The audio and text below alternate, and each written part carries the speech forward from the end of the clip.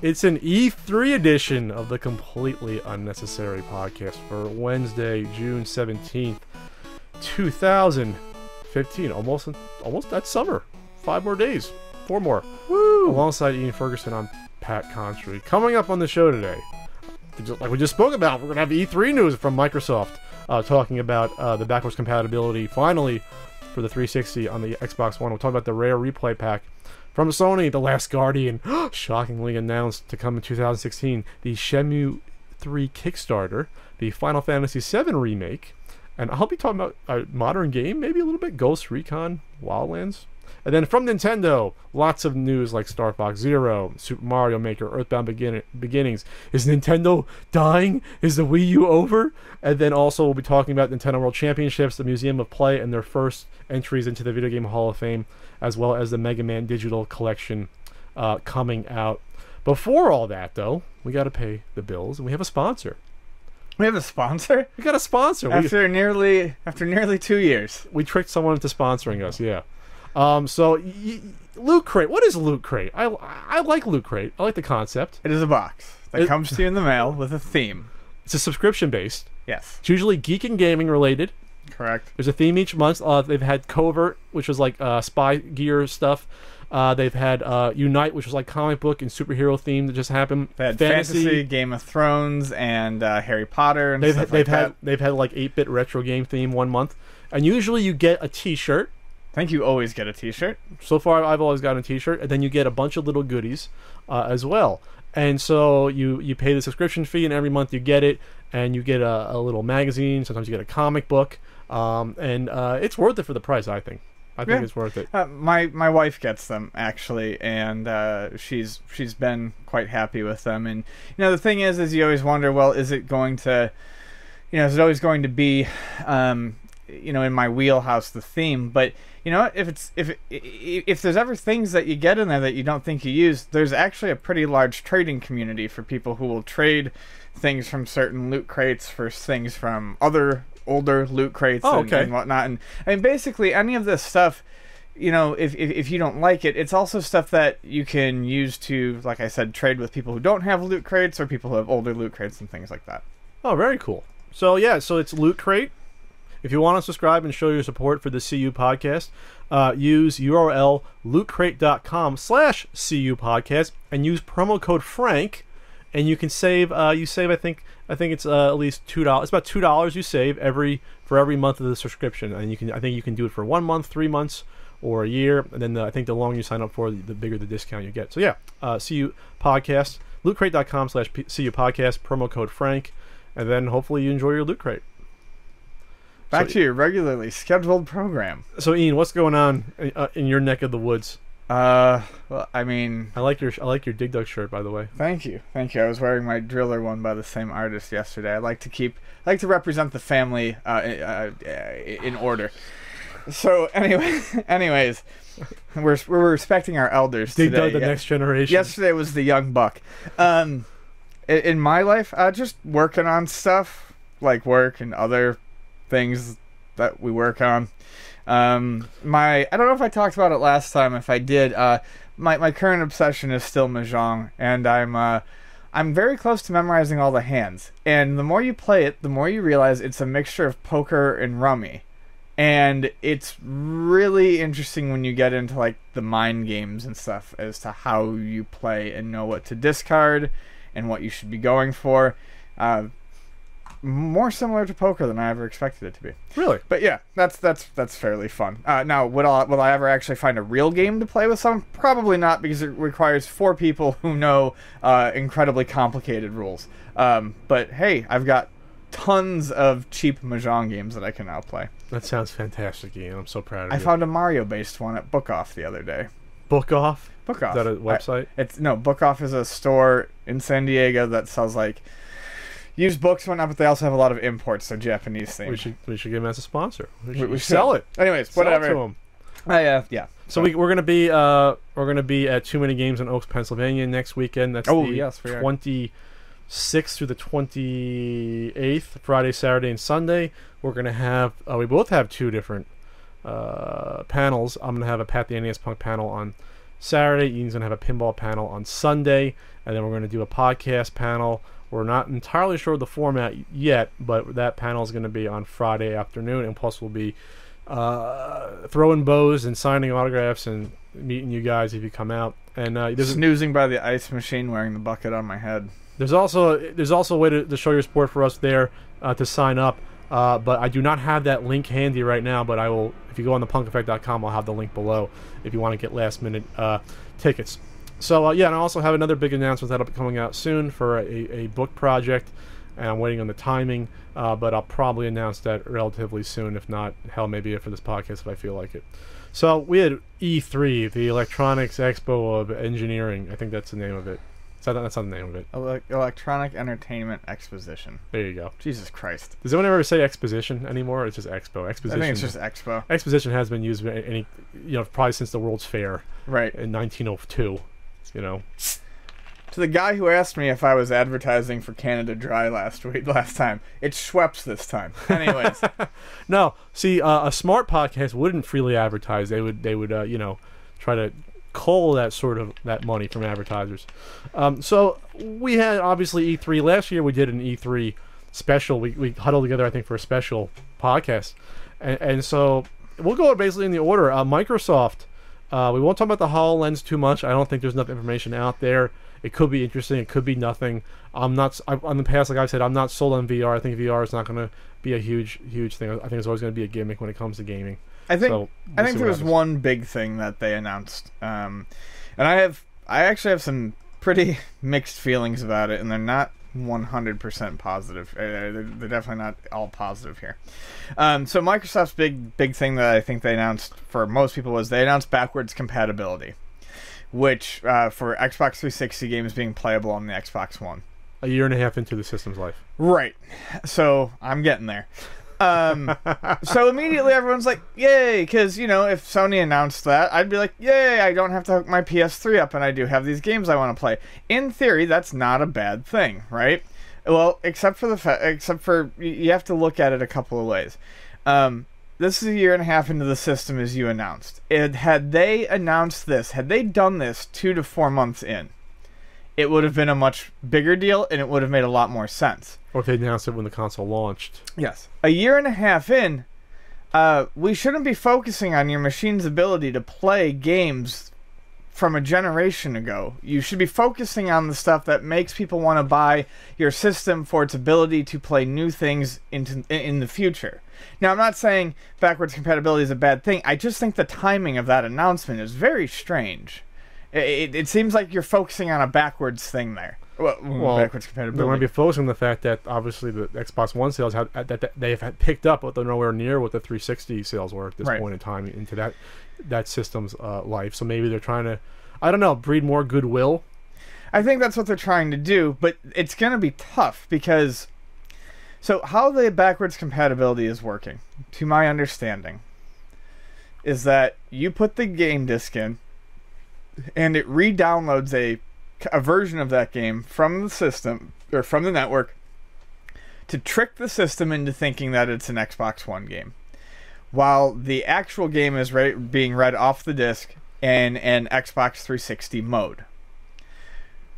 What this means is your backwards compatibility, especially right now if you look at the list, is very limited. We're talking like some digital titles and a whole lot, like some very early launch titles. You would think digital titles would be automatic, so why wouldn't it be? So what this means is Microsoft doesn't have the rights to a lot of these old titles anymore.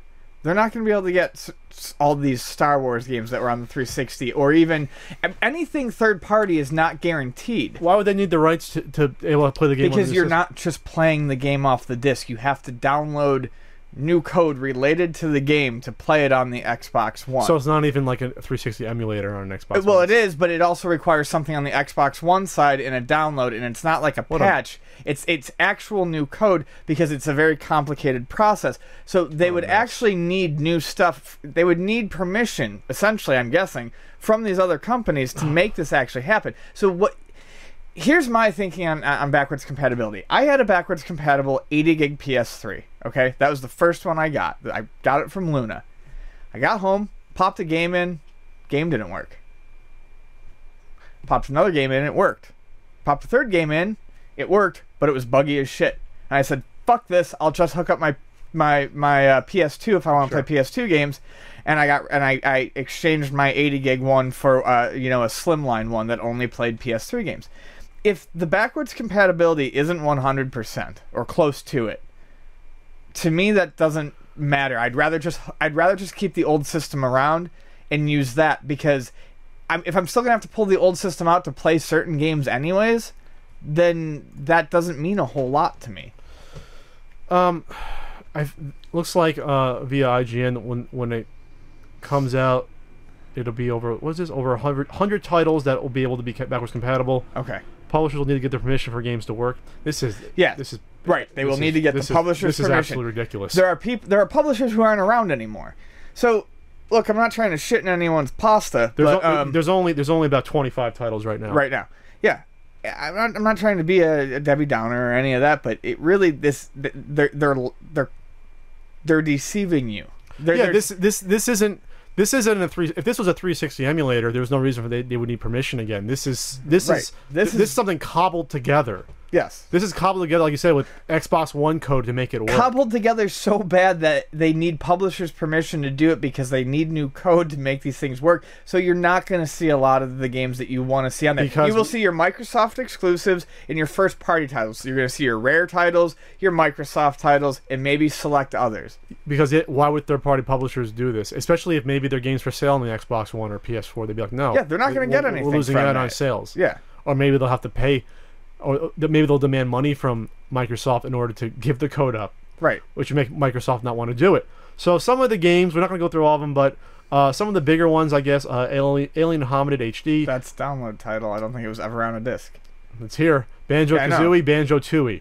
Battle Block Theater. Which also were downloads. That's the weirdest fucking thing. These are downloads. Grid, Geometry Wars Evolved. Hexic HD, Jetpack Refueled. Downloads. Here's a first-party one, Mass Effect. Just the first one. There you go. I don't see... And then cameos on there. I know that's disc-based. I don't see Mass Effect 2 or 3 on here yet. Perfect Dark Zero. Those were downloads, correct? Perfect Dark Zero was not. Perfect Dark was. Okay. Super Meat Boy. Download. Sure that's a download. Toy Soldiers. Download. Viva Pinata. Disc-based. Launch close to launch title. This will be a popular one, Zuma. Yes. Woohoo! So this sounds like... I hope did they reveal at the E3 conference the list in front of people? No. I love to see the cheer and be like, just what the, like what's going on? I don't know. It's a mess. Something was announced at the Microsoft press conference that did sort of impress me. Rare is really. I'm not even a huge fan of Rare, but. We know your hatred of Rare. Yeah, that's well known, That's especially if you've watched the Nintendo marathons. Rare made some garbage back in the day. But Rare is releasing a replay pack on Xbox One for $30 with 30 games on it. That's $1 a game, and it's going as far back as like some of their NES titles like Snake Rattle and Roll and RC Pro-Am. Both really fun, by the way. Those games I do like. And then there are such popular ones as Conker's Bad Fur Day, which will sell the fucking package on its own. And then you get some of the newer... what was the newest one? I think... I think Perfect Dark Zero's on there. Banjo-Kazooie Nuts and Bolts. Perfect Dark Zero. Viva Pinata. Jetpack Refueled. So that's really great because I loved during the PS2 and Xbox and GameCube era that you got all these Namco museums or Midway and Taito and Midway and all these companies put out SNK Arcade Classics. They put out these great bundles and you got bang for your buck. That's what I'm saying. You got bang for your buck. And in the PS3 and 360 era, they suddenly realized, well, there's no value to us doing this when we can piece these out for $5 a piece on download services. Now, Namco did do a pretty cool one for the 360, but its print run was almost invisible. So this is nice to see a company, love them or hate them, go back to being like, tell you what, we're just going to give you all these damn games, and for $30. This is a really cool idea. Not just because I hope it sets a precedent. And this is cool because this is going across multiple generations of consoles. Usually when these come out, it's just all arcades, or if it's, say, the Activision anthology, it's all like the Activision games that were on Atari. Yeah. Or the Intellivision anthology or games from... This is going back... This is literally over 25 years of games. Yeah, this goes back to the arcade, NES, the games I haven't even heard of, like Cameo Elements of Power. That was a launch title for Xbox 360. What's cool about this is that this is the first time I can remember that you have a compilation pack being put out on a competitive console that has Nintendo games on it. Sure. That's really cool that they're doing this, and Nintendo's probably not pleased, but they can't do anything about it. Like the fact that you have a Slalom on here, and RC Pro and Cobra Triangle, and Snake Rattle and Roll, and Digger T-Rock, and Solar Jetman, and Battletoads, and RC Pro 2. That's really cool. And things like RC Pro M2 are really expensive on the NES, and it's a good game, so now you get to play it on this pack for cheap. The first time I've heard of this being on a home console, Battletoads Arcade. Yeah, actually, wow. Which is a really good game. It's the best version of a really shitty game. it's a good game. Yeah. Getting Killer Instinct Gold, which is a fine port of combination of 1 and 2. Mm-hmm. Having that Blast Core, Banjo-Kazooie. This is Conker's Bad Fur Day. We'll talk about maybe in a few months if that affects the value of that game and brings it way down. It could. It really could. There's a chance. Perfect Dark Zero is a good game. This is Perfect Dark Zero was awful. But this is a good package to get, but it's only on Xbox One. I mean, that sort of deflates it. Wah, wah. Yes, it's like, man. Rare is Microsoft at this point. I mean, sure, I understand that, but it's just sort of like not even 360 as well. They're really trying to separate it finally a year and a half in to try to get people not to buy 360 anymore. But like, it's such a good deal that even with my disdain for probably 50% of the titles, I would buy this if I had an Xbox One.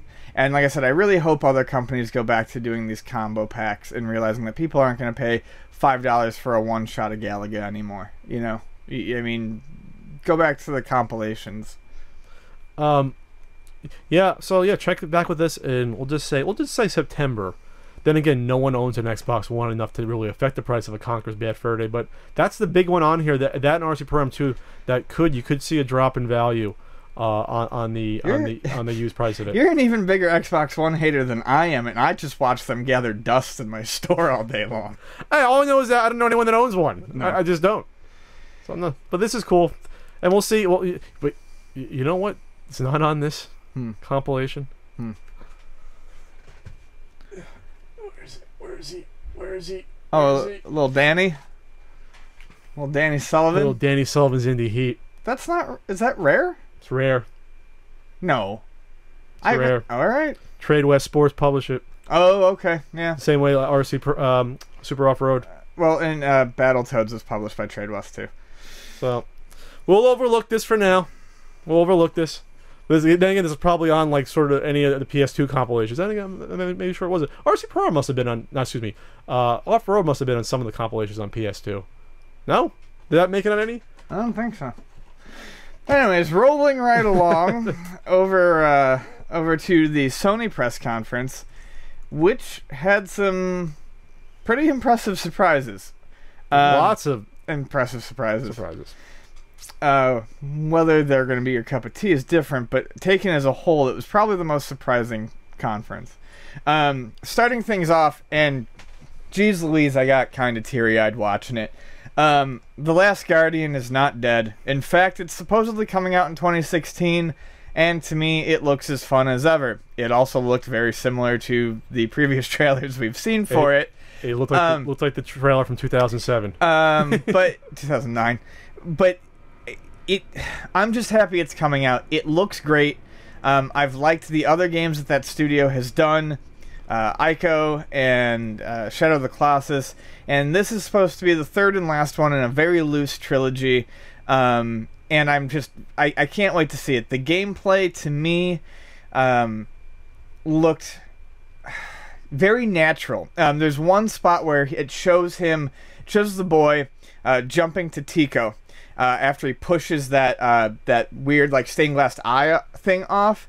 And earlier in that demo, they show the boy jumping, and Tico reaches down and grabs him with his mouth.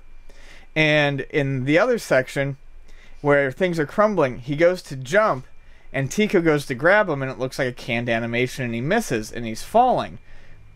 But what you don't take into account is the tail swinging underneath, and he grabs onto the tail. So it, like I said, I don't know if organic or realistic is the right word, but it doesn't look like there's these set mechanics necessarily it looks like you can kind of work with what's happening in the environment. You know, the fact that he can miss you, but you can still grab the tail and climb up his back. Well, I mean, we kind of predicted it, at least when it was a minor story a few months ago, that Sony re-upped the trademark for Last Guardian. The only reason they would do that if the game was going to come out still. Well, otherwise, why would you protect the trademark? I think this is cool. Obviously, that it was vaporware, and it still is until it comes out, as far as I'm concerned. My big concern is that this is a game that's been developing since 2007. We first saw it a couple years after that.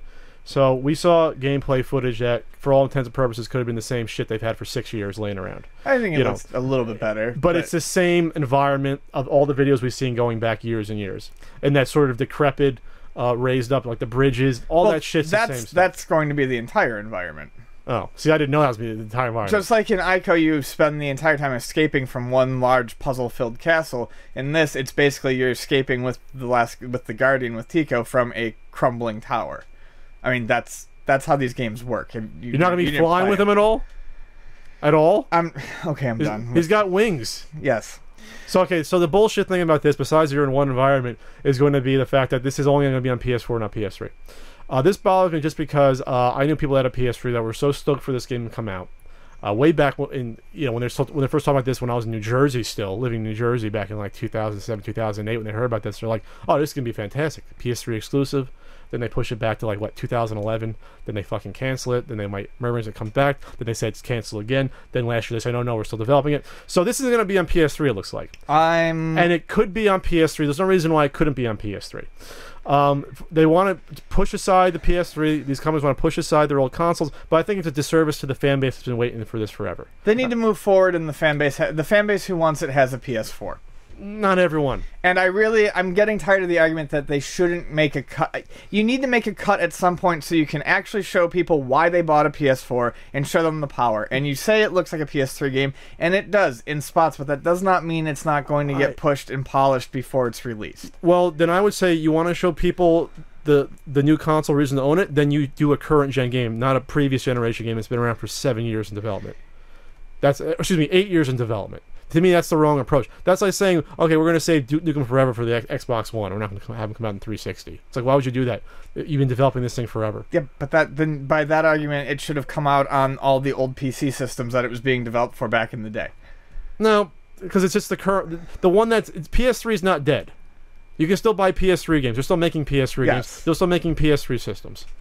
They still are. And plus, you could buy Duke Nukem Forever for PC. So it was the same PC. Basically, it was the same platform. If you're going to get technical with me. All right, let's talk that super nitty-gritty. So let's talk about the next game. You got nitty-gritty first. You got nitty-gritty with me first. Because Shenmue 3 is coming out, but it's not coming out on the Dreamcast, so that sucks. Anyways, this is one of those announcements, because I haven't really done more than dip my toes into the Shenmue universe, that it excites me because I'm so happy for the fan base. This is a fan base that's been super vocal about a game made by a guy, Yu Suzuki, who's also been super vocal about his passion for it, and nothing has ever met up. And now they did it. They can do it. And they announced the Kickstarter, which I'm going to be honest with you, is kind of weird to me that they would have not... I mean, why... I'm not sure why Sony didn't just back it. But Sony announced it at their presentation. Really fucking strange. Yes. Obviously, you're going to get everyone excited for by doing that. Really strange. Really strange. But of course, it served its purpose. It got the damn thing funded in less than 24 hours. We're at 3.1 million right now with 29 days left. Yeah, and it needed 2. So that's exciting. For everyone who likes Shenmue, I'm happy for you. I would love it. I would love it if with this happening, they could find a way to just give me a digital version of 1 and 2 so that I can get into it and understand why people want this so bad. Obviously Sony has a stake in this at this point. Yes. This is not going to be on Xbox, I assume. I believe I think it said PC and PS4 exclusive, but I could even be wrong about that. It's PC and PS4. Okay. So, Mike, obviously Sony would have the money to bankroll this themselves. They're a billion-dollar company. So my question then is, was this them hedging their bets? Was this free publicity for a game that maybe most of the audience wouldn't have heard of, but just seeing the excitement of people in the crowd, obviously they'd have more of a stake in this than the average person at home. The average 18-year-old would be like, who cares about this game? You know what I mean? That's following gaming news. Was it a combination of that? Was this just sort of, was this money not even necessary to create the game in its entirety? Maybe it was just giving Sony faith that they should fund it beyond this point, to a point to release it. These are questions I would like answered, because I think this sets a really weird precedent in the future. But I talked about it before, about, hey, if Capcom has any inclinations about releasing a Mega Man game and they're scared a little bit, if they did a Kickstarter and raised the money in a day, then they should do that. I have no problem with doing that. But this isn't, this isn't Capcom. This is Sony. This is totally different to me. This is a company that this isn't their property. This is something that they've canceled games before. This is a franchise that has been around 15 years at this point. When was it? 14, 15? 14? Yeah. Okay. So 15 years. So it's just strange to me that they would use that sort of platform to do that. And then at what point does Sony come in and take control in some way, or are they going to keep totally hands off? These are questions I think need to be answered. Because obviously there's a little tit for tat going on if they allowed and wanted this to be advertised at their press conference. I mean, besides it just being exclusive. I mean, I feel like Yu Suzuki could have launched a Shenmue 3 Kickstarter without Sony, and it would have been funded in just the same amount of time with how rabid that fan base is. But it might have been a scratch my back, I scratch yours. You announce at the press conference and keep it exclusive, and we guarantee that, your Kickstarter is going to be funded in, 18 hours or whatever the fuck it took. Because we're at almost 40,000 backers right now. Let's assume that 95% of those are for the game. About 95% of those are for the game. Let's just say then the way these usually go, this will probably triple at most. Say you have 100, we'll just say, even say 140,000 people end up buying this via the pre-order. Would that have been enough on its own for Sony to put in millions of dollars into the development of a game like that? 140,000, that's on the low end probably for a modern game that with that much money, versus an independent game where not as much money is going in. For them, this is probably good faith to say, okay, now we can back this going forward. That's the way I'm looking at it. Otherwise, again, why would they, unless they just really like the guy and just want him to promote the game at E3. Let's continue Good Feels Nostalgia Fest at the Sony conference, and they did it. Fans did it. I mean, I think it's hilarious because Square always staunchly said they would never do this. But the Final Fantasy VII Remake is finally happening. And you know what? Final Fantasy VII was never my favorite RPG. I'm just going to be honest. It's fun. I enjoyed it. It was a very special game at a certain time. Help sell that system like no tomorrow. Yeah, but, I watched the trailer and I started off and I was kind of jaded. And as I'm watching the trailer towards the end, those fuckers, they get you. They start creeping the original intro music in, and all of a sudden I'm like, oh no, I'm gonna cry. And I will play it. I mean, there's no reason I won't play it. And I think there's 1,000 gamers, multiple thousands of gamers who it might not be their favorite RPG, but this remake is going to be a bit of an event, I think. I don't have a stake in this just because I remember watching my friend Chun Yu play it on the PS1 probably back in like 96, 97. I remember watching him play it, and watching someone play an RPG is sort of like the most boring experience ever. But I think this is strange to me just because this is an RPG you're remaking. This isn't an action game. This isn't a first-person shooter. The game elements from an RPG made now versus 20 years ago are exactly the same, and you don't need modern technology to do it. It's all numbers and math and text. That's what an RPG is. So I think for people you can get excited for something like this, but at the end of the day, what you're getting excited for is seeing prettier cutscenes with modern technology versus seeing polygons from 20 years ago. A lot of people and voice acting versus not. I mean, that's basically what you're getting out of this. A lot of people play RPGs for the story, and what you can do with modern machines easier than you could do back then is give it more of a movie or an anime type vibe, feel, experience as you play through it. There's also no guarantee that all the systems are going to stay exactly the same. They have said that it's not going to be a simple remake. Most of the story, major plot points are going to be there, including Wall Market, which I think is hilarious. But I mean, no one, and that this is something that can make or break it. It's not exactly something I'm excited about. But when they say no simple remake, what does that mean? How are the battle systems changing? What are they going to do to it? So that could have a very big effect on the reception when it comes out. I think this is interesting just because this isn't basically. Is this still Square Enix? Yes. That owns this.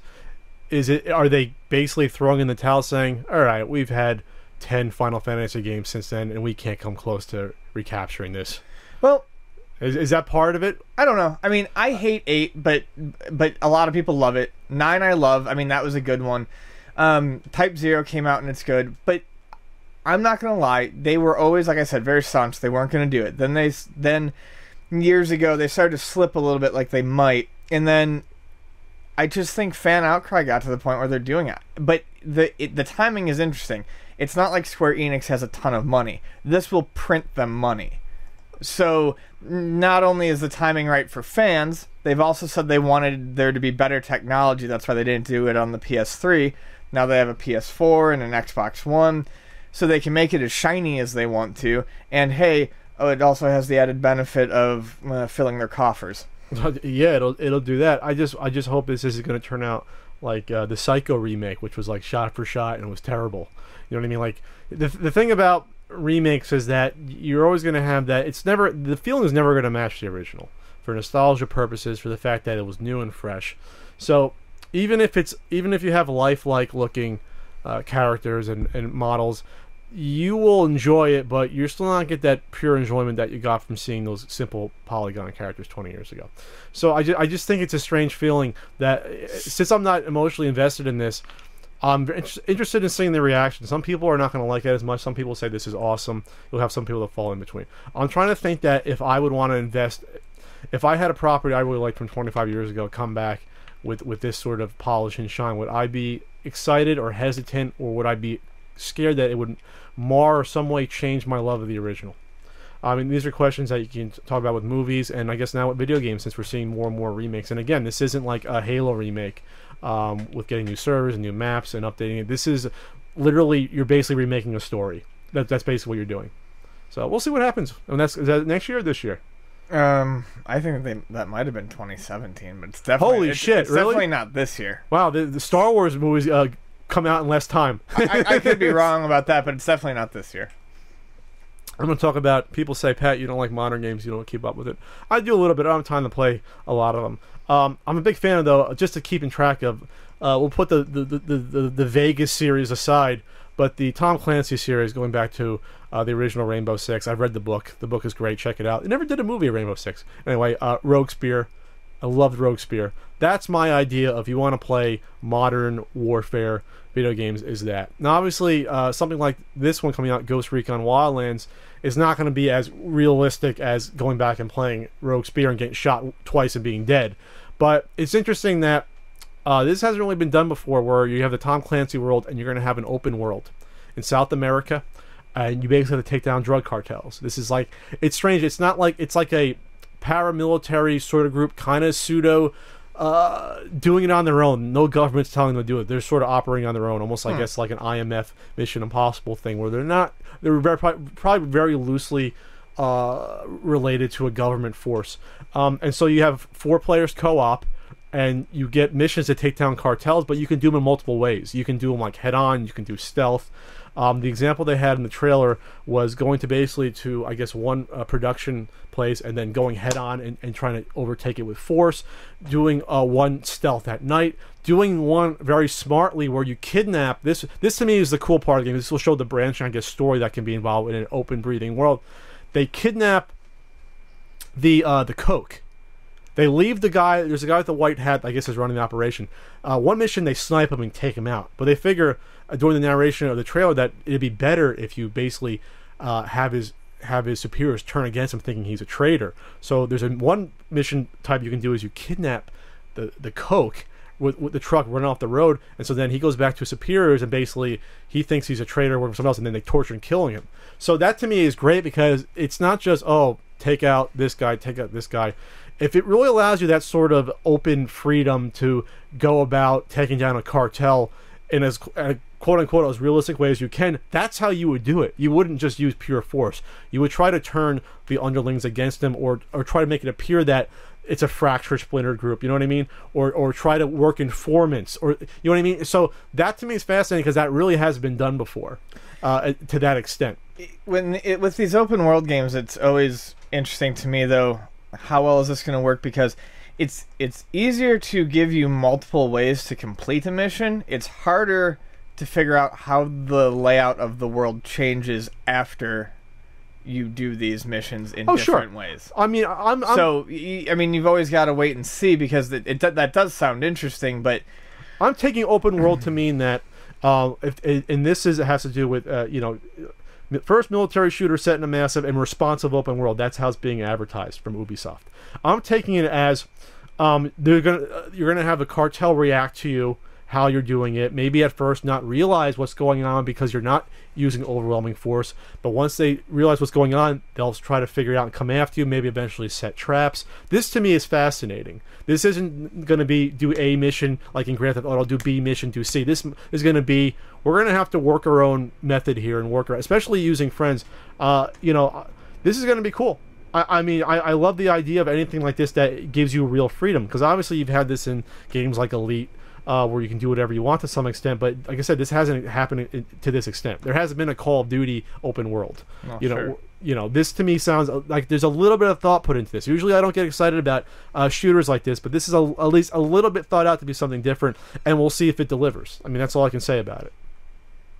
Before I begin, let's ruffle some feathers. I thought that here's the thing. I wasn't on Twitter. I watched the digital presentation. I thought it was fine. Nintendo's presentation. Obviously, the big ones, everyone predicted and knew that they were going to announce a new Star Fox game. You have Star Fox Zero come out. It looks obviously, why wouldn't it look fantastic? But that's not a new announcement. People knew that already. But it's the first time you're seeing it and they're explaining the game. Okay. You know what I mean? I don't see why E3 has to be, we don't see the game at all until this point, especially for Nintendo, but we'll get into that. So they showed off Star Fox Zero. It looks cool. The digital event was cute because you had them change Miyamoto and Reggie, and a lot of change into the puppets. That was really cute. Yes. They looked like Muppets. So Star Fox Zero, you can change your R-Wing into the tank, I believe. And a walker, I believe, as well. So the tank was in the GameCube version, right? But the 64 version. Was it the 64 one? Yeah, I believe so. But the walker wasn't, and then there's also like a little hovercraft, sort of like a helicopter sort of thing where you can hover. So that's cool. Otherwise, it's going to be probably similar to the past Star Fox games. They did explain that there was elements from Star Fox 2, which was completed, never came out with Super Nintendo, that they wanted to put into this game. That's cool. They're going back to that. Hell, I still think they should release Star Fox 2 in some form. That would be great. Right. You know what I mean? Why not put it on for a digital download? So I had no complaints with that. Super Mario Maker, obviously, this isn't the first time we're seeing it, but this was sort of their that and Star Fox Zero were sort of their marquee games to show off. I cannot wait for Mario Maker. I think it looks incredible. Mario Maker is exactly what I love. It's why I like Little Big Planet. It's why I really wanted Mega Man Universe. It's why I used to mess around with simple game creating programs like Click and Play. Just give me the assets and let me go nuts. Like, I can't wait to... And more important than making them, because I'm never going to make a goddamn good level in that game, I just can't wait to see the sinister levels people make with it and then try to beat them. It's not just that. They're doing things that you haven't seen in Mario games, for like getting helmets of other like Buzzy Beetle helmets. Stuff like that. There was one cool thing that it showed like, let's put a Goomba in water, see what happens. They're trying to float around and they have no idea what they're doing. Or I think in the one trailer where the guy, for whatever reason, no reason, makes the wall of the rotating fire things, and it just looked cool as shit. Oh yeah, and of course they showed this off for Nintendo World Championships that we'll get into. I also like the fact that you can switch between the 8-bit era versus 16-bit versus the modern, how it looks. Yeah, you can go through you can go all the way from 8-bit up to New Super Mario Brothers Wii U. So I guess on the newer ones you can do the wall jump. I'm not sure if you play the old version they put the wall jumping in for the older versions, if they would include that or not. Well, it was a glitch originally in there, right? What's that? Wasn't that originally a glitch in the original ones, being able to wall jump? You can't wall jump in original Super Mario Brothers. I mean, I'm talking literally like Ninja Gaiden, like jump from one wall to the other. Oh, okay. Like stick and rebound off of. So I'm not sure about that. But otherwise, it looks pretty cool. Now, obviously, you had people that were upset due to the quote-unquote lack of big titles. I thought there was a nice range that they showed off for both systems. Obviously, they were all killer titles. There was no new Metroid game, for example. That was probably the big one. Obviously, Zelda was pushed back. Now, Zelda being pushed back tells me two things. It probably tells me that it's not going to be available to play this year in any capacity. Otherwise, they would have announced it. I'm probably going to say the earliest you're going to see that will probably be before E3 next year. Sort of like a Splatoon release. That'll probably be the very earliest you'll see. It'll be like May of next year. The earliest. If not, you're going to look at it after E3 sometime later summer or fall. I don't have a problem with them pushing back a Zelda game. If they want it to be perfect, take as much time as you need. Take as much time as you need. Now, there's some people, though, that are saying that this tells us that, oh, Zelda's not going to come out on the Wii U and it's going to come out in the next Nintendo system. And I think I don't know where that train of thought comes from. I don't know why they would do that. Nintendo's had a Zelda game in every system. Like, why would this be any different? Just Zelda was one of the first games during the tech demo that I was at back in 2011 for the Wii U. They showed a Zelda tech demo before they changed the look into more of the cell shaded. It looked more like the last one on the GameCube. Twilight. It looked more like Twilight Princess before they changed it. So you're gonna get your Zelda game. They're just not confident. They don't want to announce it. Nintendo doesn't like announcing stuff 2-3 years out. They want to do it. They know exactly when it's coming out. Within a year. That's basically probably what their strategy is for that. This would be my concern. Mario Tennis is a new announcement, and it looks good. I absolutely love the Mario Tennis games, and I love the Mario Golf games. I wish they would announce one of those for that system too. Although the handheld one's just fine. Animal Crossing Happy Homemaker for the 3DS looks neat. I'm not so much into the Amiibo Fiesta one that they're doing for Animal Crossing. I believe it came out today that it's going to be a free download, but requires amiibos to play. Okay. I'm not so crazy about the constant reliance on amiibos. If it's a budget title, I wouldn't have a problem. If it was like a $5-10 title, it's a free download, like I just said. Then it's fine. Because you're paying for the amiibo to play it. I'm gonna buy an Isabelle amiibo anyways, but how hard are these going to be to come by? That's worrisome. Anyways, whatever. That's not my main point. A lot of the Wii U stuff that they showed is still just bigger reveals of stuff that they announced last year. Like the Star Fox was known last year, and the Mario Maker. There doesn't seem to be a whole lot of forward-thinking stuff that was announced, meaning I think a lot of people are scared because it doesn't look like literally they can't see much into the future. Now, I will counter that. Nintendo has never really relied on E3, not in past years. They've relied on their Nintendo Directs. And their Nintendo Directs have announced plenty of big things and conveyed tons of information to their loyal fan base. So I don't think it means that it's game over for the Wii U. I really don't. But I do understand the concerns about a lack of software. Last year was a great E3 for Nintendo, and they showed off tons of stuff. And the last thing that they showed off that people got excited about just came out, Splatoon, and everyone loves it.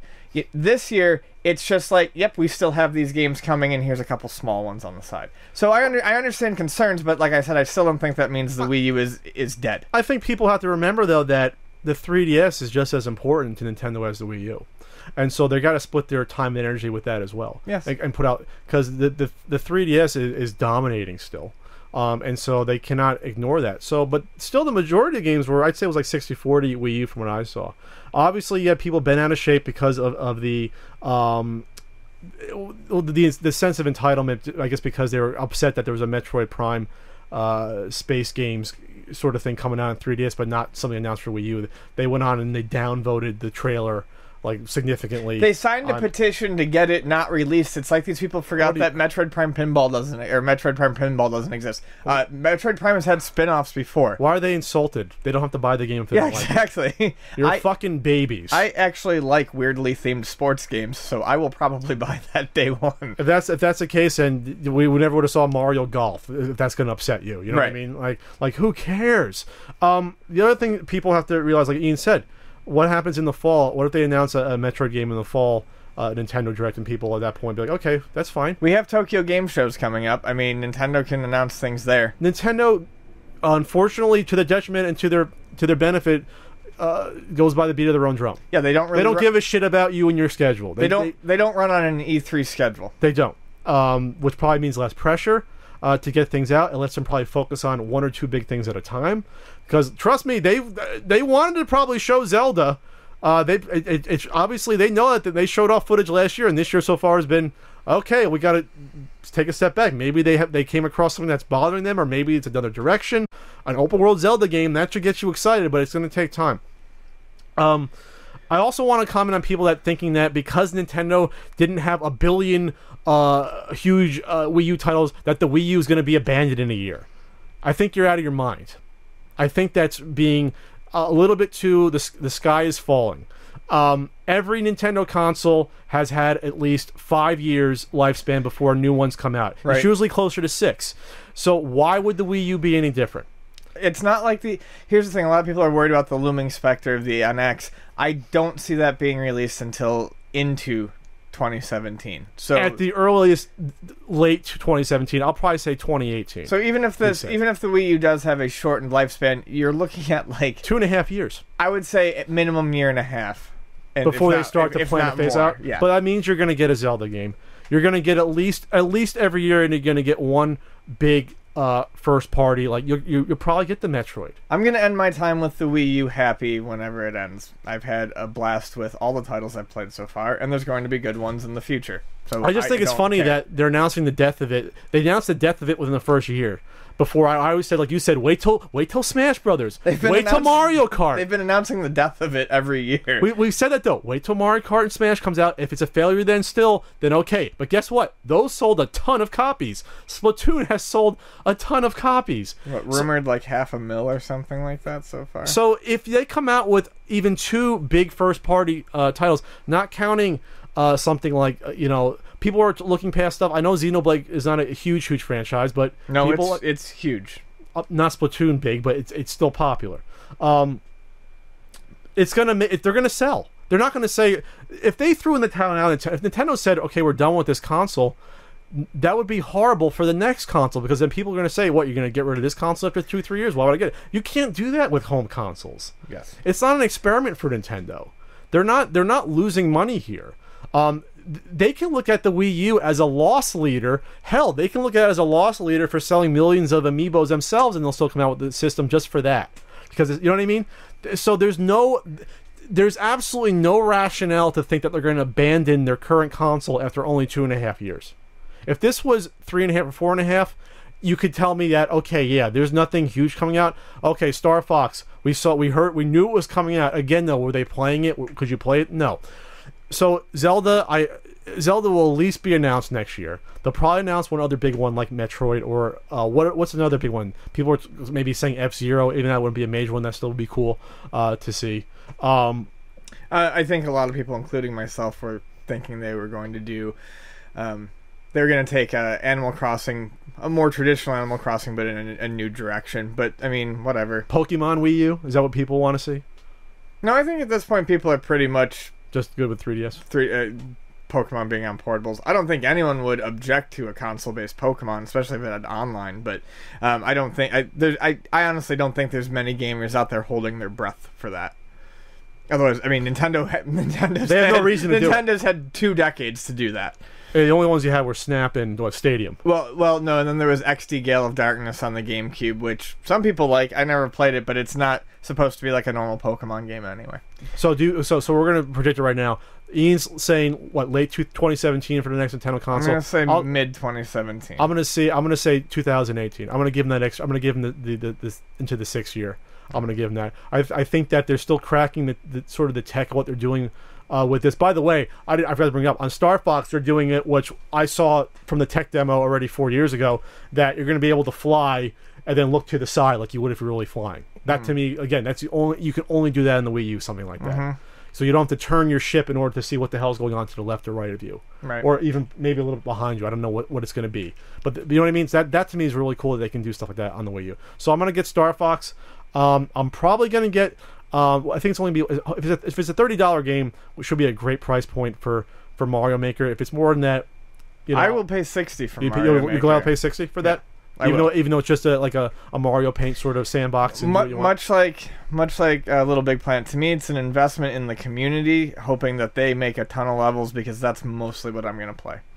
I'm not gonna spend a lot of time making. I buy games like that to play what other people make. You want to see what other people put together. Yes. I really hope for something like Mario Maker, though. My only suggestion, I hope they put something in where there's a fail-safe that it tells you if you put something in that's impossible to make a jump on. So, you know what I mean? Like, or something that, you know what I mean? It would say, okay, that probably isn't possible for you to do. You know I would what I'm have saying? a feeling that Nintendo is on that. They would do something like, okay, if you put it one space too far, it would tell you. They know their testing. physics, and you can probably... I'm sure if in some way or another, like, you could probably plop Mario where the jump starts, and you would see an arc where the jump ends. It would tell you the predictability. I'm going to guess that. I mean, if I'm thinking of that right now on the spot, I can't imagine that Nintendo hasn't. That would just cut down on a lot of the trial and error of going back and testing Sure. it out. That way you can make really difficult jumps without having to constantly fine-tune them. The other thing I want to talk about, or you can talk about real quick, is that surprise announcement. It happened the day they announced it, I think on the 14th, that Earthbound Beginnings, which is Earthbound Zero, was released on the Virtual Console finally. Yeah, this is kind of fantastic, and it goes back to what you said about them releasing Star Fox 2, although that was just a prototype. I think this is a great bone to be tossed to Earthbound fans. You've got Earthbound Mother 2, they put that out. And they put this one on there, which I don't think anyone saw coming. And from what I understand, it's very similar to Mother 2. Even the story is supposed to be somewhat similar. It's very grind-heavy. It's very much an 8-bit RPG. I've played bits and pieces of it through emulation, and it is. I mean, you gotta grind your ass off. But that's never bothered me. I like grinding. What I think this is saying, though, is that Nintendo has finally heard that has heard the U.S. Earthbound fan base. I think that a lot of people now have their hopes up that we will get a translated Game Boy Advance download of Mother 3, which is the one that everyone really wants to play. And I think people are now hoping that in the future, anything further Earthbound is not going to be so in jeopardy, that maybe Nintendo will actually stop kind of being dicks about it and just release it in both territories. Because how long does a fan base need to yell before? It's not like we're talking about Shenmue, where like it just wasn't in production and it couldn't happen. These things are coming out, so why not put them in both territories? No, it makes sense. It's not costing Nintendo anything to do it, so why not just do it? It's costing you server space. Right. That's all it's costing. You know what I mean? And there's a perfectly good fan translation of Mother 3 out there that Nintendo even featured in an issue of Nintendo Power. So you can put Mother 3 up there. You guys can do it. You can do it. I know you can do it. They'll probably end up just paying a little bit of money and just saying, okay, we'll do it. They'd be glad to do it. Yeah. The people that did the translation, they want to see that. Clyde Mandolin, I believe.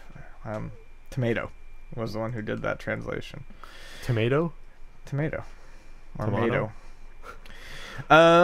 Let's talk about Nintendo World Championship. Right. No, first we'll talk about every year at E3.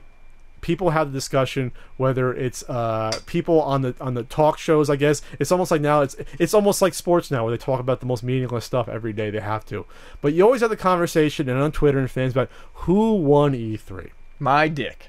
Who won E3 is a meaningless question. That's why I answered the way I did. Because you shouldn't care, quote unquote, who won, unless you have a monetary stake in one of these companies. You honestly shouldn't give a shit. Wanting someone else to lose makes you a dick. Honestly, okay, we both kind of tore into the Xbox One a little bit, but I don't care. Like, gaming is supposed to be fun, so why do you care if you're having more fun than someone else? You should want everyone to enjoy the hobby. Or want to convince someone else they're not having as much fun as they probably are. Right. Oh, no, you're not having fun on that Xbox because I'm having fun on my PS4. It's I'm having a lot more fun over here. But I'm having fun playing this.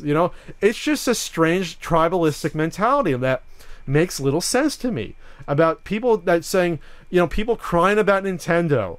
Nintendo doesn't give a shit what you think as long as you're selling stuff. That's what it comes down to. They only lose if they don't make money. Any of these companies, right? And so far, I don't see Nintendo losing a lot of money anytime soon anymore. I just don't see it. Microsoft impressed the Microsoft fan base. Sony impressed the Sony fan base. And while Nintendo did not impress all the Nintendo fan base, I was perfectly okay with it. I was fine. I know if there's stuff coming out. I still have to buy Splatoon. People, it's always what have you done for me lately? Oh my God, you do have to buy Splatoon. Jesus Christ. I do have to buy it, but you know what?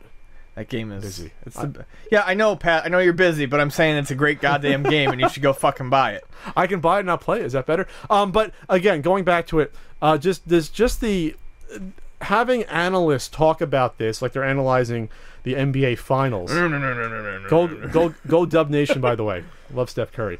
It's just really just awkward, and I guess it's the point of maturing of the medium that you can do this. But I want no fucking part in any of. If someone asked me on a talk show who won E3, I'm gonna just look at him with a dead stare, like you're looking at me right now. It's like why is this a question again? I mean, you have the Sony people that probably love the fact that Uncharted 4 is coming out. And it's not going to be the last one. They'll make 80 of those. And then, you know, Microsoft unveils the Halo game of the year, and people get excited about that. You know, it's great as long as you have stuff that you like. You won. You won as long as you enjoyed it. You did. A winner, video game players. A winner is all of you. All of you. Let's talk Nintendo World Championships. I watched most of this. This was a nearly 4-hour event. I did not even. I'm going to try to condense this into summary versus breaking it out. I very mixed on Nintendo World Championships. I tweeted all my thoughts going into it as it was going. I think obviously you knew this was going to be Nintendo's paying for this event. They're paying for the Nokia theater space. You knew this was going to be basically a long infomercial, which what it was. It was a long infomercial. That said, they could have done better presenting the competition and presenting the competitors and describing what was going on. So I'll break it down. You had 16 competitors, 8 qualified at the local Best Buys around, not local to you, around the U.S. Then they picked 8 people from the internet, 6 speedrunners. I'm not sure how they chose these people. I'll get into that later. Then they chose Egoraptor from Game Grumps, and then they chose some other guy from something I can't remember. I don't remember. Some other guy from the internet. Don't remember right now. Probably someone has 2 million subscribers. Don't care. Not the point. So the competition was interesting, good and bad in that it wasn't head-to-head against each other. It was 3 rounds. And then the 4 winners from each round moved on automatically. The top ones moved on. The bottom 4 went into the underworld to fight to stay alive, and the bottom 3 would go home, and that one person would stay alive. Okay? Okay. So the first round was Splatoon. Yay! Yay until you have to watch it for 25 minutes straight. I've watched it for 25 minutes. The problem with Splatoon, and it looks like, at least to me, much more fun to play than to watch. I think. Well, how do they present it? Because I'm trying to figure out how you're supposed to watch 2 teams. It's fun to watch one person. Well, they would cut back and forth between one. I actually tweeted out my suggestion. Nintendo actually did it like 10 minutes later, which I thought was funny. They showed one screen at a time. You didn't know who the hell it was. First of all, they didn't introduce any of the competitors, which I have a huge problem with. You have people that, in some locations, probably went up against 800 other people in one, didn't even introduce them and give a chance to speak. That's kind of a slap in the face. That to me is a little weak. Even like a game show, talk for like 35 seconds. Oh, what do you do? Oh, that's interesting. You do this, like like Mark Summers and Double Dare would do. I'm into my dog, and beads. Yeah. Oh, okay, great. And then yeah, moving on. You know, didn't really do that. Didn't really present who they were. You had 3 commentators at one time besides the host, Kevin Pereira, who used to be, I think he was on G4. Yeah, that was a long thing. Okay, I don't know. Sure. So he hosted, and so they did Splatoon, and then so it was basically 4 sets of 4 teams, of 4 on 4, 4 on 4, and 2 out of 3 rounds. And then the losers faced each other, and the losers went down to the underworld. It took forever. So you would track one person at a time. You couldn't follow what was going on. Well, that was the problem. See, okay, because I want to say, like, I have fun watching people play Splatoon, but I'm trying to imagine trying to track watching 4 people on one team and then 4 people on another team. That's a mess. They finally at one point did a 4-screen split screen where it was 2 from each team, but even then they switched off of that and went back to 1-on-1. So the whole time they're explaining some of what's going on, but the problem is that I quickly learned they were playing Splatoon that while you can build up an insurmountable lead, really the last minute of the match is what matters. Not if you're good at holding a choke point. Well, they just went back and forth because there was multiple times during the broadcast where like, wow, looks like the orange team's out of it, and then the other team comes back and wins. And so, well, again, while it looks really fun, it looks like there's just too much going on at one time and having to switch back and forth to truly follow what's going on with the constant firing. It doesn't seem like a good sort of, at least they proved it, wasn't good for competition to be able to do a good commentary. No, it absolutely would not be good for a live competition where anyone is trying to watch two teams play against each other. It's a fantastically easy to follow and very fun game with a lot of strategy if it's just you, your gamepad, Yes. and the TV. So, but the way you're describing it does sound like a nightmare. it was haphazard. Yeah, it sounds like and plus, sounds awful. and plus, like, oh, that guy's doing well, and it's like I don't know who that person is. I don't know who's on this because team. you didn't introduce any of them. I don't know. I don't have any stake in what I'm watching. I have no idea who's on the blue team, so I don't know if you didn't mention until they lost who's on whose team. So okay, so that was the first round. Underworld Challenge was next, where the three Underworld challenges, again, to stay in the game, not be sent home, were all the old, quote-unquote old school challenges. First one was, we've done this in the marathon, I beat you at it, first to get the Triforce in the first level in Zelda.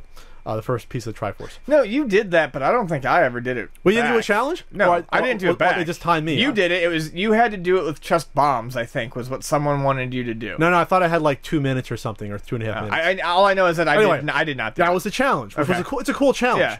That's where I started to really look at who are these people that they chose to be arbitrarily, because you had people grabbing freaking rupees instead of just running towards these are if these are speedrunners.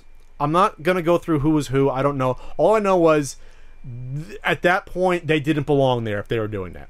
But it'll get worse as I go on.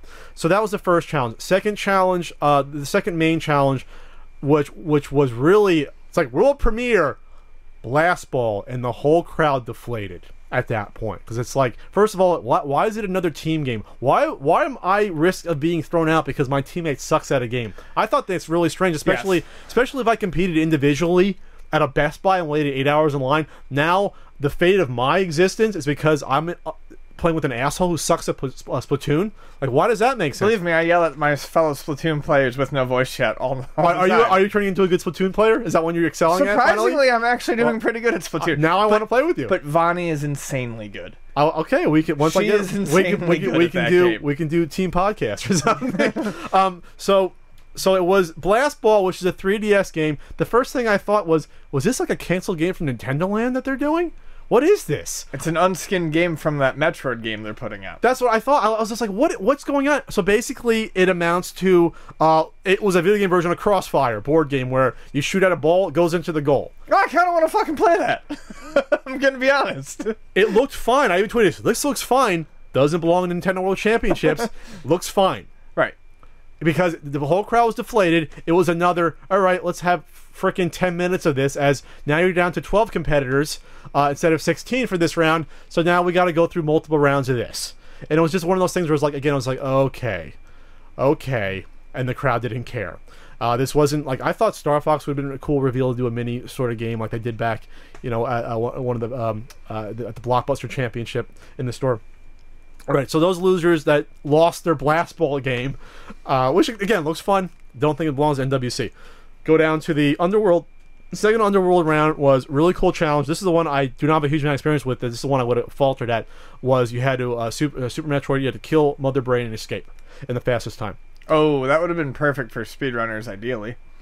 You would think that, but then 2 couldn't even defeat Mother Brain and died. I could have done that with confidence. Could have beat Mother Brain. Getting out, we'll see. Not to rely on my platforming, having never played a lot of Super Metroid. So 2 guys almost made it out, and then 1 made it out and won.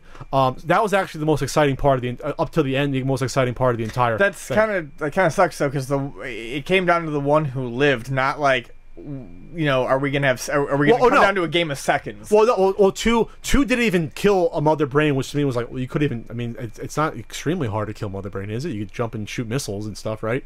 So then the 2 escape, and then the 1 was going up. The other one, and I couldn't remember if 1 got before 1 hit the lava, but 1 won. And so basically, 2 out of the 4 only made it out. Third game, which should have been. I tweeted this. Should have been the leadoff game.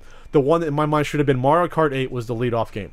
Should have been the one to lead. Was the game there? It should have been in the lead off because it's not. First of all, you can have freaking 8 people do it at once if you want to, and plus it's still individually based. Yeah. They did it in sets of 4, which was fine.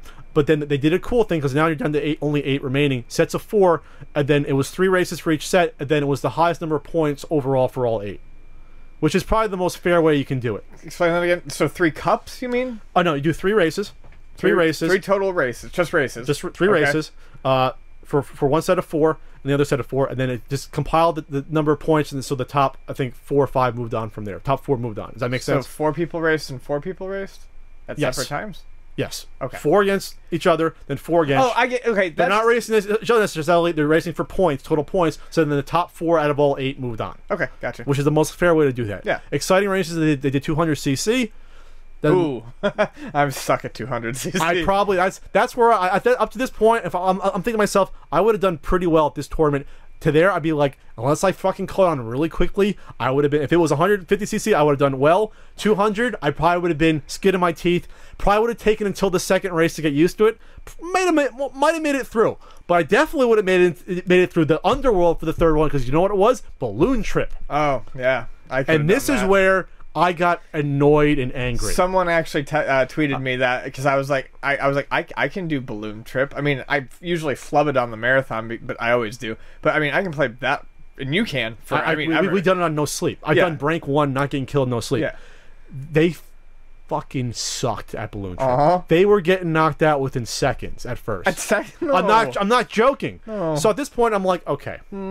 I understand if you never saw. I would have had probably problems with Super Metroid. I understand that. You're not going to know every single game, but to not have the competency to last even 10 seconds at Balloon Fight shows me. First of all, you never played the game before in your life. It's like a 1.5 button game when you're playing Balloon Trip. Second, you don't have the dexterity to master even. Not saying you got to survive all the way through. You couldn't even master for even 30 seconds or a minute to last. I'm like, okay, I have reservations. Now I had reservations about who they chose Nintendo to show up to this competition, who they handpicked. I was sort of like, okay, I knew I could have kicked ass. So what they had to do with Balloon Trip wasn't even the one that lasted the longest. Otherwise, the game would have lasted literally 15 seconds before 4 of them were basically gone, just about. I think they took the highest overall score from your 3-minute run. So if it was me, I probably would have died once in a minute. Then after that, would have lasted until the end, and if the score keeps going, then that's fine. So you can play for 3 minutes, and the highest score is the one they take. So obviously you don't die, you're going to score higher because you keep going, grabbing the balloons, and you get whatever, 10 points a second, whatever it is, until it increases. I'm going to edit this back in. We forgot that there was Smash Brothers Melee. Excuse me, Smash Brothers Wii U. Oh, right, okay. There was Smash Brothers Wii U before people kill us. Jesus. And I'll just comment on this. Again, it was team-based, right? They did team-based? No, it was, I think it was the top, there was top winners of the 8. That was right before the final knockout. The top winners score overall. But they added in something that was strange. I guess last year at the Treehouse thing, Reggie challenged in an offhand way. He said, "I'm going to kick your ass" to a good Smash Brothers player. So they had Reggie come out. Fils-Aimé. Crowd loves Reggie. Who doesn't? And then he played against this guy who's, I guess, a professional. He said he's an engineer, and they had a match. So you figure, okay, this will be entertaining. They basically did it to show off Ryu being it was an advertisement to show off Ryu being a downloadable character, which I can talk about that on its own, how I think that's weird, but whatever, it's cool. You can download Ryu and play him as a character in a Smash Bros. Game. The problem is that obviously Reggie had never played a game of Smash Brothers in his life and hadn't even prepared enough to put on a show at there. We're talking he got knocked off and didn't know how to jump up to get back on the platform. I'm not talking he didn't know the advanced moves. I'm talking he didn't know the basic moves that you should know within playing the game for 5-10 minutes. So it just came off kind of weird, and there was a really bad, awkward moment at the end that some people got bent out of shape over. I thought it was just weird. I thought it made both this guy and Reggie look bad. At the end, at the game, in a spirited, kind of funny way, this guy, probably a 30-year-old guy, said to Reggie, in front of everybody, he said, "You suck at Smash Brothers," to Reggie Fils-Aimé on stage. And the crowd was like, "Oh!" And then Reggie was taken aback, I think, honestly, and he actually said, "Well, you play video games for 16 hours a day. I basically run a company." Which was kind of an ugly statement to say to millions of people that play a lot of video games. Kind of sort of a dickish move from both of them. I hate to say it. I don't want to get on Reggie's bad side, but it's like, that wasn't the best way to handle a situation like that. That sounds like a mess all around. It's like, that was sort of, I know you wanted to advertise everything. You wanted to get every single inch of advertising space at this event that you possibly could, and squeeze every dollar out for your DLC for Smash Bros. I had no idea Ryu was coming out as a downloadable character. That was not the proper way to do that. That's just my thoughts on that.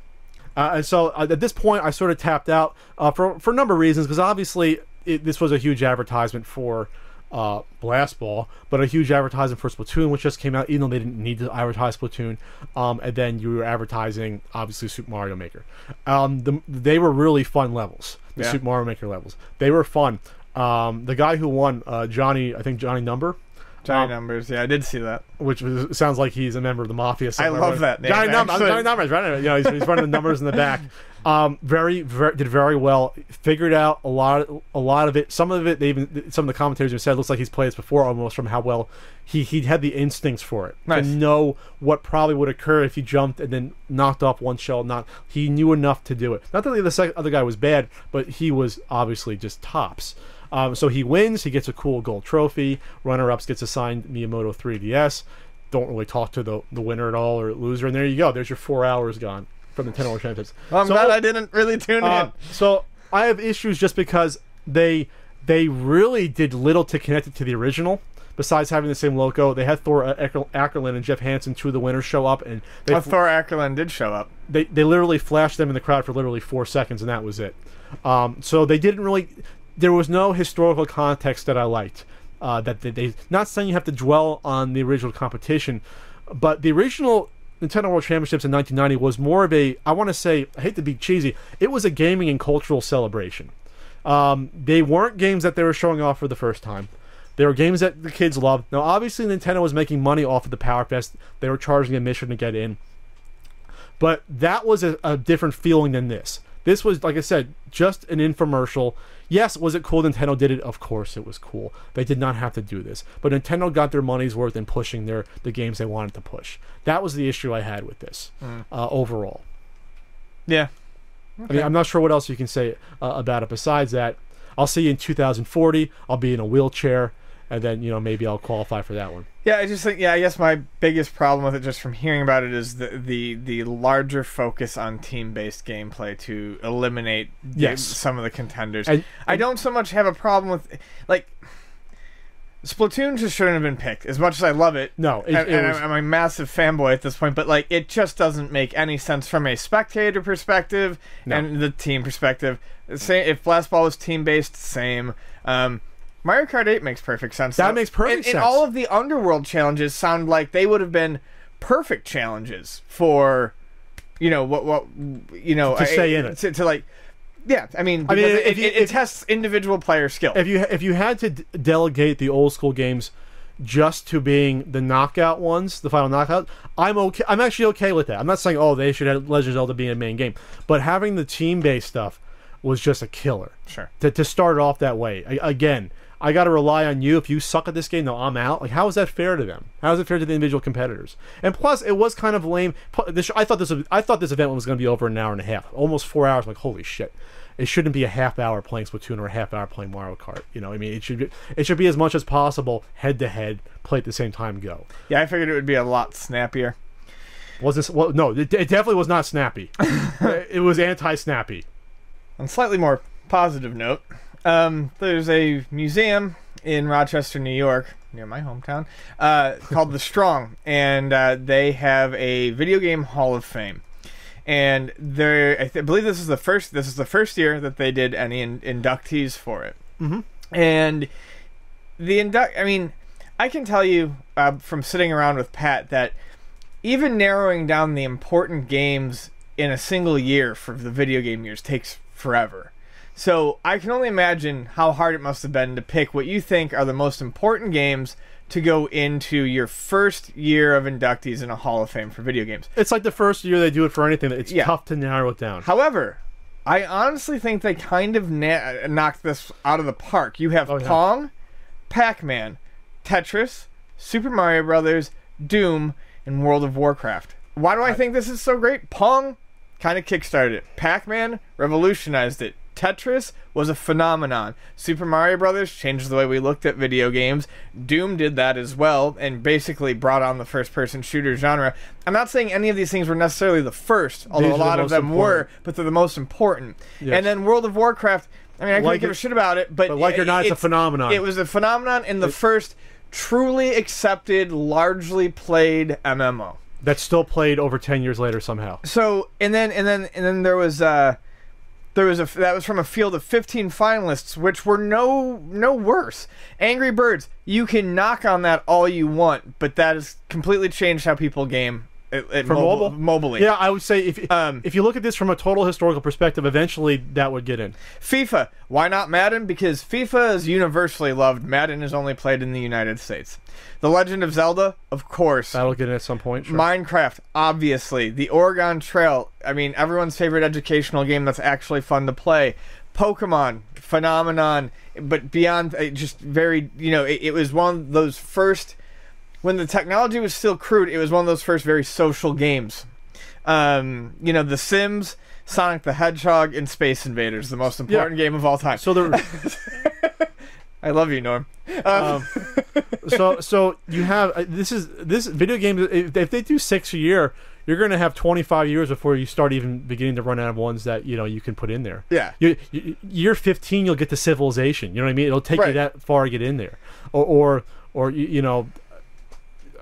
think of like King's Quest. That'll make it in at some point. You could have splashed another 5 titles up there, probably. You know what? With what they had, for the and first I probably year, would have been happy. For the first year, you can make an argument for the first year of starting something like this. You probably should have went double to make sure you pack it in. Otherwise, people will be waiting 20 years from now. Then again, it's how widely accepted is this going to become versus because anyone can start their own Hall of Fame. But this is a brick and mortar.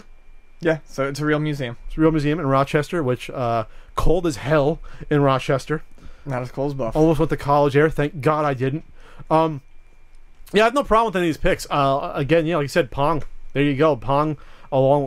Stolen from from the brown box. But if you want to say Odyssey and Pong, put them together. Extremely important. Yeah. First time people are playing video games, put them in public to play. Putting the Odyssey on TV, and people scratch their head. What's that? They're playing TV tennis, which is Pong. Yeah. Extremely important. Pac-Man, culturally, most important game ever. First icon of video games. We talked about Pac-Man for his 30th anniversary a month ago. Tetris, first I'd say widely accepted amongst all gamers, young and old, male and female. First very portable video game that was huge. And first puzzle game that was huge. First puzzle game that really set a mold that many followed for years. With the pit-based falling block sort of game. Super Mario Brothers wasn't the first, but firmly established a platformer and a living, breathing world that people forget about. Before that, it was sort of like Jungle Hunt. Okay. There's somewhat of a world there. We're not talking expansive world with secrets and going underworld and underground. And then Doom, not the first-person shooter, but really had the biggest impact by far, way more than even Wolfenstein 3D did. And then, of course, World of Warcraft we spoke about before. So, no, great list. I don't have a problem with this at all. It looks like the final selections will be made on the advice of journalists, scholars, and other individuals familiar with the history of video games and their role in society. Come on, Colin, Pat, and Ian. It's like the Hall of Fame. They get sports writers and they get the Veterans Committee. We can be the Veterans Committee, can't we? We'll be like we'll figure out there's a game that was cheating, but then 20 years later, like the Veterans Committee, maybe you can vote on them or not. And right. Kick them out. So Barry Bonds, you're not getting in from the sports writers. Maybe 20 years from now, the veterans will let you in, but probably not because they're harder on you. Anyway. I just want to briefly mention the Mega Man Digital Collection. Digital. And I'll come right out and say that I'm pretty excited for it because a lot of people are 50-50, but I'll get into that. So it recollects the first 6 Mega Man games. So it collects the NES series of Mega Man games. Uh-huh. They are not using emulation. They are basically recoding it natively so that it runs better on current hardware. It's going to be on PS4, yes, Windows, Xbox One, and a 3DS release to follow in the winter. Coming out this summer on the other ones. So it's going to run better and look better, even though they're not really changing the graphics, but what you will get is 1080p resolution and things like that. How is that possible? I'm just going to ask, but okay. I don't know. It's 256 times 240 resolution. How do they? You can't blow up resolution, but whatever. Only thing you can do is smooth out the pixels if you wanted to. Well, they're probably doing that too. All I know is that all the video I saw of it looked really good running on whatever it was running on. But it's 6 good Mega Man games, and yes, you have bought them time and time again. However, there are people like me who didn't buy the re-releases for the 3DS. Who didn't. I've long lost my Mega Man collection, and I would like to play these again. For $15, that's not bad, and I say that because it's not even so much the games that I'm excited about. It is the tons and tons of art documents and design documents that they're including with it. In-game museum. Yes, and all of the challenges look really cool. So I watched a little bit of streaming today of it, actually. I just happened upon a link, and I clicked it, and I watched a little, like, 10 minutes of people streaming it at E3, and they're talking about how, well, okay, since it's going to be basically exactly the same as the original games, but there's probably going to be enough minor, tiny differences that speedrunners aren't going to love it. So what they did is they added in this whole slew of challenges, like boss rush modes for each one. There's modes where you just learn how to fight the Yellow Devil one-on-one. And all sorts of these like timed challenges, and they're all timed, and you post your best scores, so you get all these leaderboards. So to video replays, that's a cool idea. So to sidestep this whole, well, maybe speedrunners won't want to speedrun these games because the Mega Man 1 through 6 they're really popular with speedrunners. They give you a whole new reason to play it because they're giving you a whole new set of challenges to speedrun, on top of the fact that it has the museum and all the soundtracks and stuff. So I mean, the extra stuff alone is pretty enticing to me. This is exactly whenever we spoke about before with the rare replay. This is where I'm at with these re-releases. I always get on the Nintendo eShop, Wii Shop, whatever, for charging $6 to $8 for like an N64 game or Super Nintendo game or whatever. $3 per game, and this is cheaper than $3, is extremely reasonable, and that's where my price point should be at older games that you're basically slapping a new paint coat on and putting out there, because you'll sell the hell out of them. Sure. For $15, you know what? You have me interested in this, and I'm not. And you don't even like Mega Man. No, but the fact that they're putting the price point works. 6 games, challenge mode, video replay. That's really cool. That you can probably see other people's highlights. Like, yeah, that's just good. It's just thought out. I gotta hand it to Capcom. That's way more thought out than I would have expected from them. You know, you canceled like 18 Mega Man games, but you're giving us this. So the Mega Man fans are there. You'll be happy about it. You know. I'll play the hell out of it. Now, is there a version for $9? I only get the first 3 games. That's what I'm looking for. Fuck the last 3, but you don't even like 3. No, this is cool. This is where you're at. So if this does well, if this does well enough, will this mean a new Mega Man game, you think, or Capcom's be like, no? Capcom's just program something new. Are you crazy? No. We're working on Street Fighter V. That's all we got time for. Street Fighter V Ultimate 01 edition. Street Fighter V hasn't come out at all yet. So that's a year away. It'll be the Ultra Magnum edition. Special. It's not a new. It hasn't. Special Rainbow Bright version. It hasn't come out. It's a new game. Oh, okay. It's not 4. Q&A time. Q&A. Gosh darn. By the way, guys, we did get stuff in the mail. We didn't have time this week. We were going to open it up in 2 weeks from now. Pat's being really nice. I'm a jackass and left one of the packages at work, so. Well, I'm nice to Ian every day. But if you want to send this stuff to the CU Podcast, it is Pat Contri. CU Podcast, care of Pat Contri, P.O. Box 7695, San Diego, California, 92167, and we'll open it up on the show in the future. This is from at Dave Van Dam Net. Could be my best, my most favorite Twitter name. This is my favorite question of all time, too. Should we use the standard CU Podcast Topics hashtag? Why, yes, you should. Please understand. And on Twitter, in the future. I understand on Facebook, you guys hate me for not checking, but do you understand that Facebook is so goddamn cumbersome to use? And plus, it's both me and Ian checking on the fly. I don't want it to go through Facebook and scroll down and look for stuff. I just don't like it. And plus, it helps spread the word of the CU Podcast on Twitter via CU Podcast Topics for that hashtag. But if you want to talk about the podcast on its own, sure, use the regular CU Podcast hashtag. Is that enough advertisement? I have dinosaur hands. Blue Jester. Just dead.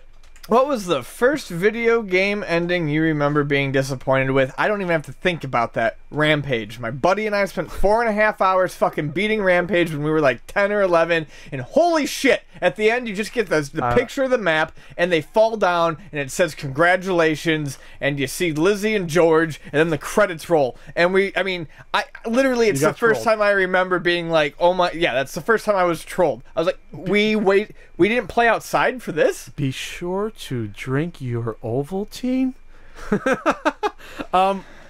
I remember. Well, I was disappointed. I love it more and more as time goes on, but probably because I saved up, allowance for 9 months to buy it. But Three Stooges, simple one-screen ending, and I didn't get the best ending till I was older. I saved that orphanage. Didn't get enough for repairs or to get married to the three broads, but I saved that orphanage. But that was it. It was like no funny quip from Larry, Moe, or Curly. It was just that was it. I was sort of like, oh, that was $60 at Electronic Boutique, well spent. And this is $60 in $1989. Remember, it's a lot of. That's like $120 for a kid. That's like you're gonna cry. Yeah. When that happens. So other than that, it's hard to remember as a kid because honestly, a lot of the NES games I didn't beat because a lot of them that I rented I couldn't beat in a weekend, or if I did, it was like crappy endings. But I had no problem with the Legend of Zelda endings. I thought they were fine. I thought they were good. They gave me satisfaction. Even the Super Mario Brothers one was fine. Short, sweet, just perfectly okay. Yeah, I mean, I can't really comment on any modern endings because I don't fucking beat any of the games that I play. I haven't beaten Mario Kart 8 yet. Oh no, I have. Yeah, you get the little credits, which is fine. King of Fighters 12. I mean, but that was a botched job and a half. There is no endings. I mean, King of Fighters relies on its story so much, and there was no endings in 12. It's like, oh yeah, SNK is broke. Nick Beisel. At Filmy's Nick. How often do you go back to games you've beaten previously, whether for nostalgia or just pure enjoyment? So I actually like that one. We chose it for the podcast, so I hope you like that question. Well, but I don't remember choosing it. Well, that just magically appeared. That's why you hired me. I think this is like almost like comfort food. Mm-hmm. You want to go back and play Contra because you know it inside out. It just feels good. It gives you that warm feeling of just running through that game and spread firing the hell out of those bastards. But the ones today I go back to, they're probably, I hate to say it, the ones that either will be quick for me to get through again, or ones that I'll play for like 10 minutes and be like, just recapture that feeling again. Whether it's Mike Tyson's Punch-Out, roll through the first three guys, beat Piston Honda. There you go. That feels good. Just to do that again. Otherwise, it's tough for me to do that because I don't have a lot of time to play games for pleasure anymore. So I don't know if you want to throw out a few that you like to go back to besides Rampage. No, there's I can pick 3 games real easily that I'd like to go back to quite a bit. Actually, there's a 4th one that that kind of has snuck its way in recent years. DuckTales is definitely one that I go back to all the time. Jet Set Radio is one that I've beaten more times than I can count. And then Killer 7 is one of my favorites of all time as well. I've beaten that quite a number of times. I buy basically every copy that comes into Luna, and then I usually give them away to friends. And then El Shaddai, a pretty little known weird 3D beat 'em up for the PS3 and the 360. Loosely based on the Book of Enoch, which is a non-canonical book of the Bible. Apocrypha. In which Satan is played by a guy in a fancy suit and a cell phone, and he's your friend, and he's the save point because he's not evil yet. And it is just a graphically mind-blowing game. And much like Killer 7, I like going back to these games that have these really unclear stories because I pick up or notice new things every time. So those are a lot of games that I go back to pretty frequently. On the Nintendo, I also really like all the Disney games, basically, strangely, are games that I will go back to a bunch. And strangely, you love Disney. I'm not a huge Disney property fan. I just like the park, but the games are fantastic. They're almost, you have to like the properties if you go to the park a lot. I guess I do to a degree, but I can't tell you the last time I watched a Disney show or a Disney movie. Now I'm looking at Paperboy is a game that I like. That's like a comfort game to me, Paperboy. That's a good one. And Mappy Land is a real... Oh, Jesus Christ. City Connection? City Connection I can play forever. We'll just run down the NES library. And Mappy Land. Those are 2 games that I can just play forever, too. Alright, so that's my big bowl of mashed potatoes. And I'll throw in a little Danny, of course. Little Danny. Hey, Pat, Paul. Hi, Paul. Kanacha. Hey, Pat. How much improv are in your videos? Any examples you can share? This is it's tough just because I was talking about Pat the NES Punk videos, which there will be a new one coming out. I do work those into the rotation, believe it or not. I have shot one, just got to edit it. It's interesting because it's scripted, but there's times when I'm shooting, and then I will stumble upon something that seems better. Usually, when I'm with someone like Frank, or if I shot with you, you haven't been in one in 2 years. You're overdue. You're way overdue to be in a video. Or with James, we'll discover something and write it in, and it'll be funny. So, for example, the entire combat exchange that I did with James in the Nintendo World Championships video back from 2011. Holy crap, that's a long time ago. That was improv at first, and then we said, okay, that's funny. Let's expand that, and this is how it should work. So it's not necessarily improv directly. It's more like stumbling upon a good idea that's funny, and then quickly in your head at least writing it as something. Okay, let's redo that. You hit it in a take, and then you make it. You flesh it out, and then you do it. Yes. You do it for real. Yes. So if we're talking about something like video game years, where me and Ian are fucking goofballs, 99% of that is off the cuff, just because we're just. I would even add a 99. I would add a 0.9. There's been, but there has been times, for the example, where it's not pre-planned, but we'll say something funny. Yeah. It was okay. That was funny. So let's just redo that again and clean it up, and that's funny. Right. But it's still not pre-written. It's just that we sort of. It still, I guess, is improv to an extent, even if you. It's accidental. It's accidental creativity. It's not fucking stoic. Oh, I'm gonna say a line. I'm gonna look at my partner. This is natural. Yeah. Say your line back to me, and I'll come back. I'm gonna say my line and go on, and demand I keep it in the video. Oh. Shots. What's that? At Chris Sopcich. If someone asked 10-year-old Pat or Ian what they wanted to be when they grew up, what would it have been? I wanted to be. You know what? If I go back home to New Jersey, or might be somewhere. It might be somewhere in my garage. There's a picture of me drawing myself 6 years old in a suit, shooting an Uzi at a robber because I wanted to be an FBI agent. Swear to God. Mine were a lot different than that. I think my first memory of, like, you know, because they ask you that sort of thing, like, in school, you know, it's like a little project. 4 years old, 5 years old? Yeah, I think the first thing I ever said, I swear to God I remember it, because I remember drawing, like, a zebra. I said I wanted to be a zookeeper. I wanted to be a zookeeper. And love then, animals. But I wanted to take care of animals. But when I was 10... like, if you to answer the question directly, at the age of 10, I firmly wanted my future career to be a cartoonist.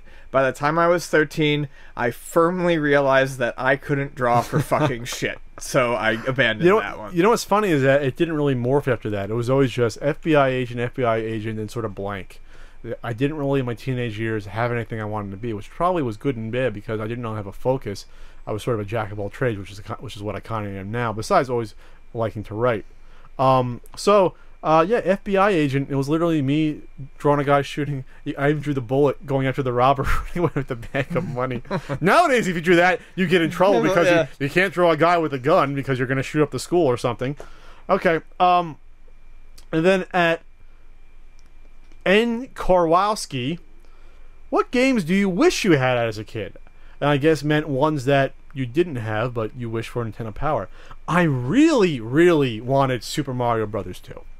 Like, I'm talking like the Christmas I asked for Zelda 2, I asked for Zelda 2 and Super Mario 2. And it was strange because just that I ended up getting Zelda 2, which is the horrific story of it arriving 4 months later and me crying every day because Sears somehow couldn't get it to me until April. Anyway, but Super Mario 2 I even enjoyed probably even more than Zelda 2, even though I love Zelda 2 as well. But Super Mario 2, I remember renting that game at least 4 or 5 times as a kid. Wasn't that good at it as a kid. Probably couldn't get past the fourth world as a kid. Nowadays can beat it. Then I couldn't. But I just love Super Mario Brothers 2 with all my heart. And that was probably the biggest game that I should have owned and didn't as a kid. That and probably Ninja Gaiden, but Ninja Gaiden used to always borrow from my friend or rent it. So that sort of filled it in. But Super Mario 2 was the one that I would always want to reread. You know what? It's funny. I can think of 3, and it was Mario 2 was one of them.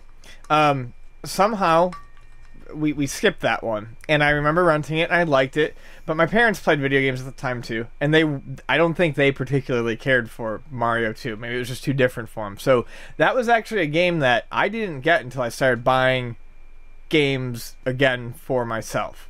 Okay. The other one, I actually mentioned it earlier as a comfort game, was Mappy Land.